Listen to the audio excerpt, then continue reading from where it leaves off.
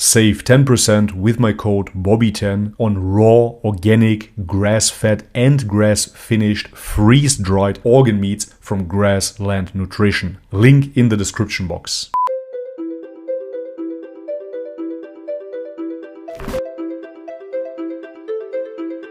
Alright guys, welcome back to the channel. If you're new, my name is Bobby. Guys, you never fail to surprise me. Today you recommended this video called A Jew Explains Why Allah is the One and Only God. Alright, this is a video that I never thought I'm gonna watch in my life. With no further ado, let's have a look. An Arabic, Aramaic and Hebrew speaking Yemeni Jew explains how misguided liars try and distort the name that he calls upon the creator of the heavens and the earth with Allah. Let's go. As a Yemenite Jew, I can tell you that the name itself is not the devil, is not a pagan idol, is not the moon god, as evangelical Christians have been propagating for decades. Yeah, this is a very, very sick cult, by the way, and their idiocy is quite redundant.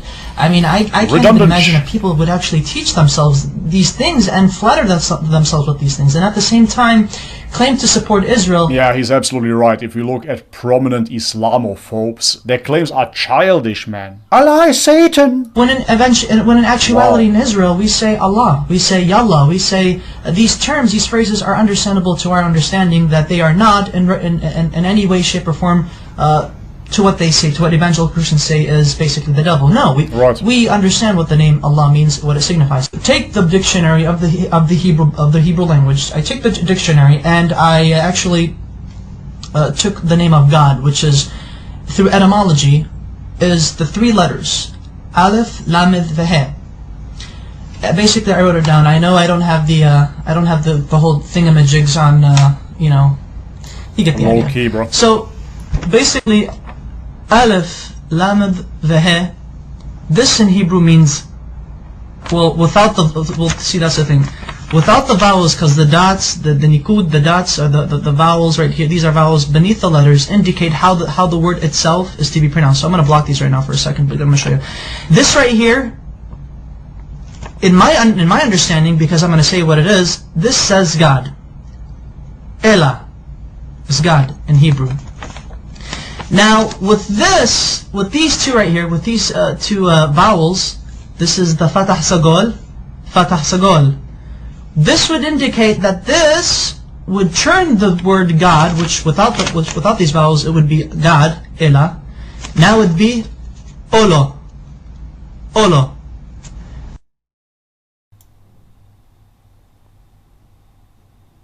Olo means a curse, an oath, or a covenant. Christian evangelicals love to use this. They like to say, but you see, Allah, with these vowels, indicates that Allah is a curse. Therefore, the Muslims are worshipping an evil God who was a curse onto humanity. These evangelical Christians, they're nutcases, they're nutbags. And true. I took it upon myself further to actually see how they got this idea that Allah, the Arabic name of God, is a curse, and more recently is the devil. I don't know how they do it, but they do it. Allah is not the devil. God forbid. May God even forgive me for saying such horrible things. But here's the Hebrew version of the Arabic name Allah once it is written in Hebrew. The Arabic name Allah has 4 consonants because Hebrew is like Arabic. It's almost similar. Same alphabet, same thing, just different script. This is the Arabic name of God. This is how the script is. This is what it's connected, because Arabic is a cursive language. This is the connected form, but however, it is 4 letters. 1, 2, 3, and 4. I'm going to have to baby you guys into this. Now, this is the name of God, Allah, in Arabic, but broken up. So that way, each letter is given its position. This is Aleph, this is Lam, this is Lam, this is He. So, Allah. Okay. Now, this right here, Allah in the Arabic script, this is how it would become rendered in the Hebrew rendition. That way, Allah in Hebrew would be Aleph, Lamed, Lamed, He. Okay. Now, how do we get this? Which this right here is, this basically means cursed. And the only reason why this means it's cursed because of these 2 vowels. There are 7 letters in the Hebrew language that look like this, that have these 3 consonants. There are 7 Hebrew words in the Hebrew language that have these three consonants and they're both the same. How do Hebrew-speaking Jewish people or non-Jewish people know? How do they differentiate? How do they know when a curse means a curse and God means God? Because this right here, without the vowels, this literally means God. This right now I'm just God. It says Ella, Ella. Now with the vowels, it means Ola, which means a curse. Look at this right here. I'm actually going to write down the proper Hebrew name of God with the correct pronunciation. This is how we know. This is how we could tell when God is God and when the letter represents, or when the word is God, or when the word means curse. Okay. There we go. Notice the symbol, notice the vowels. This becomes A, and this dot right here, the holom, it becomes Alo. Alo. Olo and Alo. Olo, Alo. Guys see the difference? This right here, though they have the exact same letters, Everything is rendered the same thing. However, the use of vowels in the Hebrew language allows us to make distinctions between the understandings of what the words mean, what they imply. This may mean curse, but this at the same time may mean God. Okay, that's fine. In Arabic, God can also be written without using two L's. So it could actually be Alif, Lam, the He. So, Ilah, which is the exact same thing as Allah. The exact same thing, he says, huh? Their understanding of how they approach God is exquisitely the same. We do not share the system of belief with Christians that they and us worship the same God. No, we do not. So help me God. But Christian evangelicals do not worship the God of Israel. They do not worship the Islamic perspective of God. Maimonides, one of our... Yeah, but here he said something that I disagree with. The God of Israel. I do not believe in a God of Israel at all. I believe in the God of the worlds, the creator of everything. I don't believe that he is limited to a location. Greatest philosophers in Judaism, as well as a religious philosopher of Judaism, has quoted extensively in his beautiful Igeret Teman, or the Epistle to Yemen, in which he was basically teaching and giving, basically answering many questions brought forward to him. The Jews of Yemen asked, what is your position of Muslims? Are they considered idol worshippers? Are they considered paganists? And Maimonides said, the Muslims, the idolatry has been removed from their hearts. A Muslim does not know idolatry, he does not know paganism, he has no form of whatsoever of any grain left in his heart. Therefore, it is permitted unto a Jew, when he enters a land where he cannot find a synagogue, that he is allowed to pray in a Muslim mosque. He's okay, it's fine, it's okay. Hey, I can go to a Muslim mosque and pray if I have to, if I can't find a shul. However, Maimonides says, be careful. If a Jew enters a land where there is no mosque or a synagogue, then he is forbidden to enter a Christian church if there is one. Do not pray in a Christian church. And the reason why is because Christians do not worship the same God we do. They worship a pagan. They are idolaters. They are called Avodah Zarah in Hebrew, which means idol worshippers. So exquisitely said, so wonderfully stated. Oh my goodness! And you know, it's quite interesting that unfortunately there should be more Jews actually stating the facts as it is. That you know, Muslims and Jews and Muslims, we both worship the same God. No matter what these crazy evangelical Christians are saying, they're basically nutbags. Whatever they say, they just try to come up with exceeding lies, redundant lies.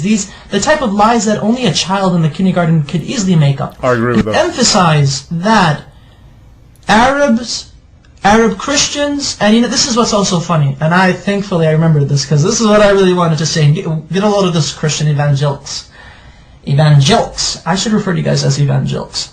There are actually 20 million Arab Christians in the Middle East today, as well as the United States, as well as around the world.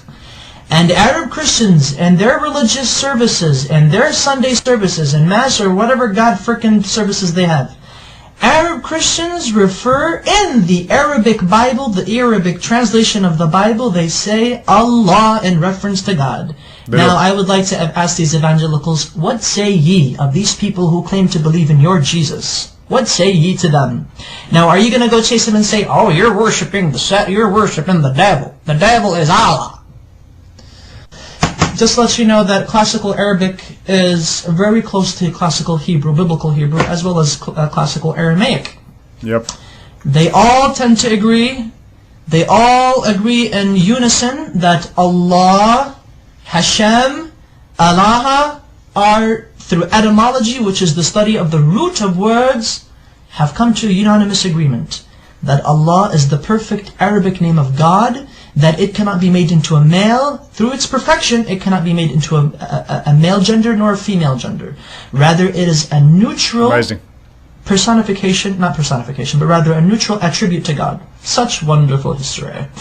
Alright guys, and this is it for today's video. Nothing new to me personally, it is just common sense. Nevertheless, it was good to hear it from a Jew that was speaking Arabic, Aramaic and Jewish apparently. And he of course understands that Allah means God. It is very, very simple. And yes, I agree as well here that it is absolutely childish when you see how those Christian apologists debate against Allah. It's ridiculous. As I said already, all you need to see is how Orthodox Christians, original Christians, say God in Arabic.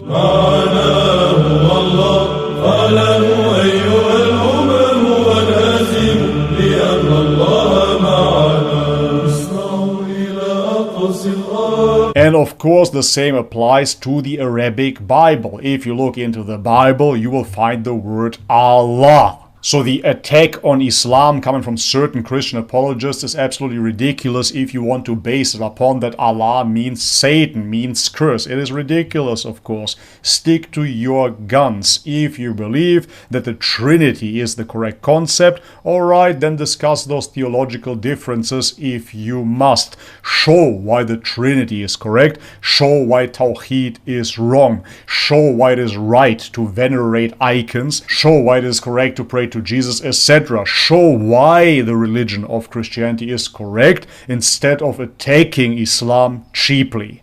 Alright guys, but this is it for today's video. If you liked it, leave it a thumbs up. If you haven't subscribed already, guys, please do so. And if you want to support this channel, all the links are in the description box below. Thank you so much for your ongoing support, guys. As always, may God bless you all. Much love and peace.